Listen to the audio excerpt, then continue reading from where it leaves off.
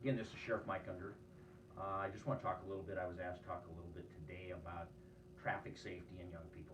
Most of you, if you're sophomores, you either have your school permits, learner's permits. Some of you now have your driver's licenses. And I'm not here to just keep cramming this down your throat. You hear from everyone, including your parents, probably every day you get in your vehicle. But I want to tell you, from somebody that knows, I've investigated probably at least 100 traffic fatalities in my career. And again, I've been doing this a long time, but I can pretty much remember every single one of them and details from each and every one of them. And again, it's a part of what I talked about earlier, being a law enforcement officer. It's a part of the job that you've got to be able to cope with. Not everybody can. I have seen law enforcement officers and EMTs go to their first fatal traffic accident and quit that day or the next day, because it's not for everyone. But we do preach it, because there is nothing worse than when anybody dies in a traffic accident. But folks, it's so much harder when it's a young person. I've seen 8 and 9-year-olds killed. I've seen 16-year-olds killed.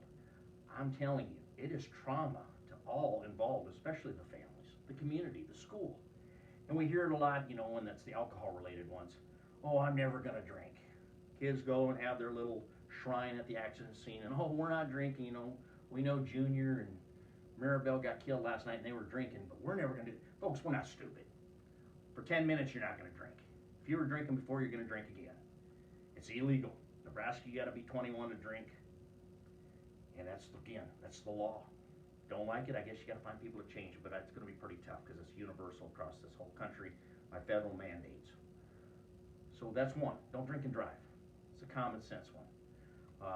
I will tell you right now, what I see more in accidents, or at least what I believe causes more accidents, including fatal accidents now, is texting and driving. In Nebraska, it's a secondary offense.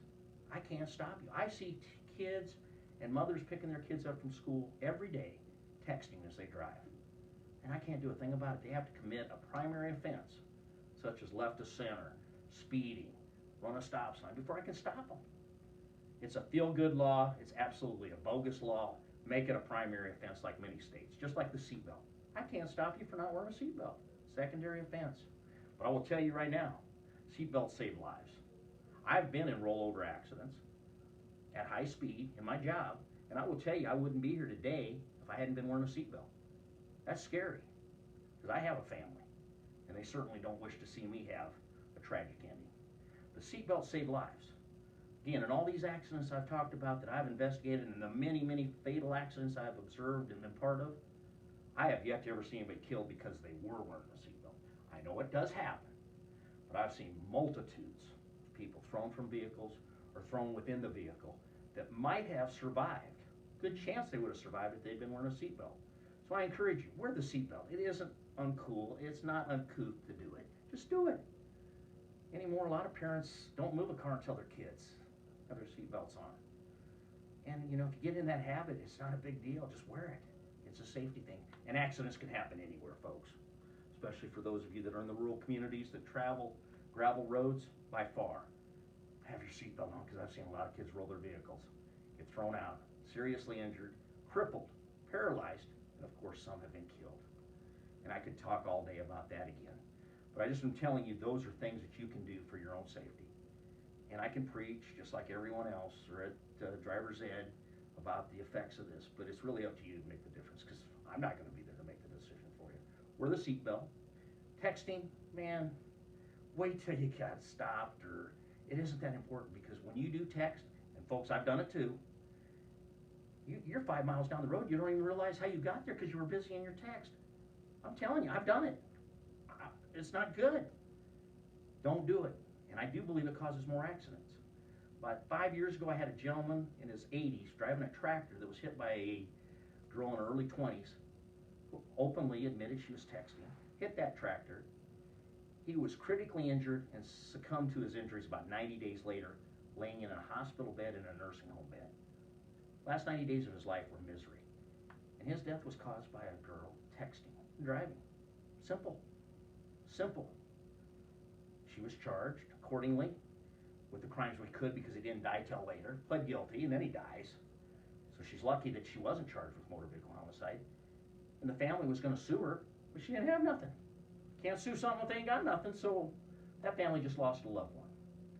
And I'm telling you, texting and driving is probably the #1 problem I see anymore in my everyday patrolling. One last thing I want to touch on. Marijuana, folks, again. If you want to do marijuana, move to Colorado, California, Oregon, wherever it's legal. It's not legal here. And I'm telling you, marijuana is the gateway drug. It leads to harsher things.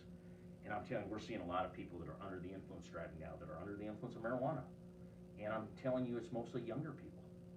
Because they think, well, they can't catch us with that. It's harder to detect. And it's right. You're right. It is harder to detect on test. But you will show a lot of the similar effects that you do when you drink alcohol. And we will arrest you for driving under the influence. And again, if you're looking for a career in law enforcement or being a doctor, and I can tell you, teachers, those of you who want to be teachers, they really are frowning anymore on DWIs, MIPs. Basically get maybe one. But if you got more than one, they'll basically tell you you're not going to be a teacher. And I'm just asking you to use your common sense, have fun, be a kid. But you don't have to use alcohol and drugs to do that. And if you do, especially don't drive. That's all I can ask of you. Again, my name is Mike Unger. I'm the Stanton County, Nebraska Sheriff. Google me. Believe me, you'll see things about me one way or the other. Not all true, not all good. But if you have a question of me, feel free to call me at any time. And I appreciate it, and I wish you all nothing but the best in your future endeavors. Thank you.